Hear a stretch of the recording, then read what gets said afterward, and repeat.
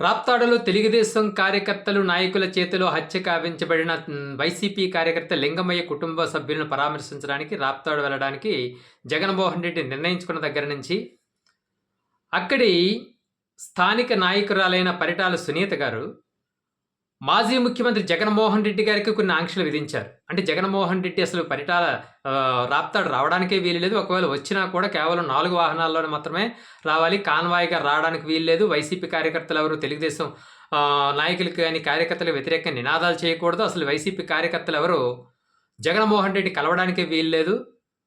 కేవలం జగన్మోహన్ 4 వాహనాల్లో వచ్చి ఆ లింగమయ్య కుటుంబాన్ని పరామర్శించి వెళ్ళిపోవాలి. అలా కాకుండా చేసినట్లయితే ఇది ఫ్యాక్షన్ రాజకీయాలకి ఆజ్యం పోసినట్లు అవుతుంది. లింగమయ్య హత్య అనేది రాజకీయ హత్య కాదు, కేవలం మామూలు హత్యే. దానిని రాజకీయ హత్యగా చూపించి ఫ్యాక్షన్ రాజకీయాల్ని, ఫ్యాక్షన్ హత్యల్ని తిరిగి ప్రేరేపించడానికి జగన్మోహన్ రెడ్డి ప్రయత్నిస్తున్నాడంటూ ఆమె ఆరోపించడం జరిగింది.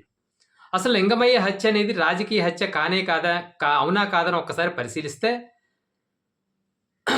ఆయన అక్కడి స్థానిక ఎంపీటీసీలకి వెన్నుదన్నుగా నిలిచారు. ఏ విషయంలో?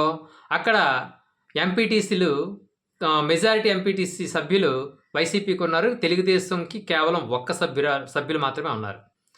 ఆ ఒక్క సభ్యుడితోనే తన కూటమి తాలూకా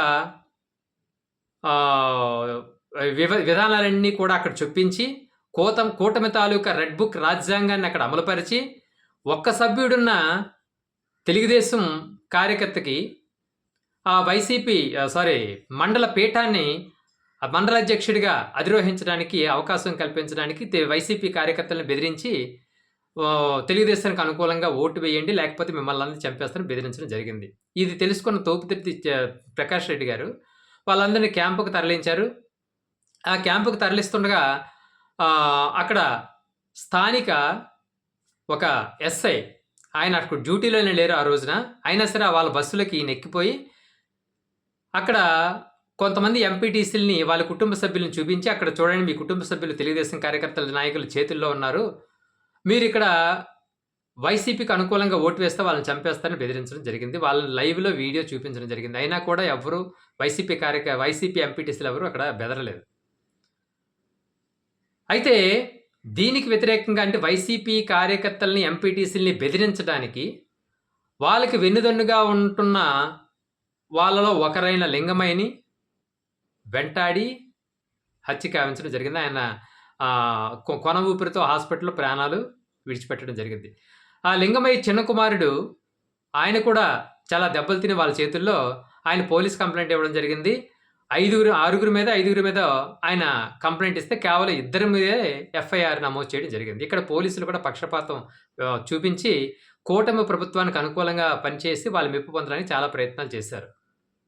ఆఖరికి ఈ లింగమయ్య కుటుంబ సభ్యులను పరామర్శించడానికి వస్తున్న మాజీ ముఖ్యమంత్రిని కూడా బెదిరించి అక్కడ రాకుండా చేసి, ఒకవేళ వచ్చినా కూడా 4 వాహనాలు రావాలి, ఎటువంటి నినాదాలు చేయకూడదు, వైసీపీ కార్యకర్తలు ఎవరు జగన్మోహన్ రెడ్డిని కలవకూడదు, కేవలం ఆయన వచ్చి వాళ్ళ పరామర్శించి వెళ్ళిపోవాలి, అక్కడ ఎటువంటి ప్రెస్ మీట్లు కూడా పెట్టకూడదని చెప్పి సునీత అల్టిమేట్ జారీ చేయడం జరిగింది ఒక మాజీ ముఖ్యమంత్రికి. అంటే అలా చేసినట్లయితే వైసీపీ కార్యకర్తలు కానీ, లేకపోతే టీడీపీ కార్యకర్తలు కానీ వాళ్ళు ఒకరికొకరు బాహాబహీగా దిగడం జరుగుతుంది, హత్య రాజకీయాలను తిరిగి ప్రేరేపించినట్టు అవుతుందని ఒక బ్లాక్ మెయిలింగ్ స్టేట్మెంట్ ఇవ్వడం జరిగింది. అంటే ఆ విధంగా వైసీపీ కార్యకర్తలు మీరు అడ్డుకోండి అని తెలుగుదేశం కార్యకర్తలు రెచ్చగొట్టడం జరిగింది. అయితే పరిటాల సునీత గారు ఈరోజు జరిగిన సంఘటనల్ని పరిశీలించినట్లయితే, ఒక్కసారి అవగతం చేసుకున్నట్లయితే, జగన్మోహన్ రెడ్డిని అడ్డుకోవడం కాదు, జగన్మోహన్ రెడ్డిని అడ్డుకోవడం మీకు ఎవరికి సాధ్యం కాదు, సోనియా గాంధీకి సాధ్యం కాలేదు. ఒక సాధారణ వైసీపీ కార్యకర్తను కూడా మీరు అడ్డుకోలేకపోయారు. వేలాది మంది జగన్మోహన్ రెడ్డి కలవడానికి, ఆయనకు భావం తెలపడానికి పోలీసులు పెట్టిన బారికేడ్లు కూడా అడ్డుకొని, ఆఖరికి జగన్మోహన్ రెడ్డి దిగడానికి, హెలికాప్టర్లు దిగడానికి హెలిప్యాడ్ కూడా అనుమతి మీరు ఇవ్వకపోతే వేరే చోట వైసీపీ నాయకులే, వైసీపీ కార్యకర్తలే హెలిప్యాడ్ని ఏర్పాటు చేసి ఆయన రావడానికి ఏర్పాట్లు చేశారు. అయినా వాళ్ళని జగన్మోహన్ రెడ్డిని కలవడానికి వైసీపీ కార్యకర్తలు ఎంత మీరు